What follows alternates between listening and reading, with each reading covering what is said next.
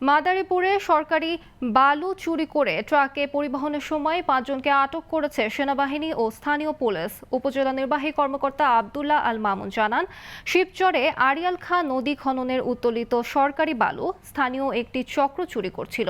পরে তাৎক্ষণিক তাদের বিরুদ্ধে ব্যবস্থা নেওয়ার জন্য উপজেলা সহকারী কমিশনার আব্দুল মালিককে নির্দেশ দেওয়া হয়। তিনি সেনাবাহিনী ও পুলিশের সাথে নিয়ে যৌথ অভিযান পরিচালনা করেন আর আটককৃতদের কাছ থেকে ৫০,০০০ টাকা করে মোট ২.৫ লাখ টাকা জরিমানা করেন।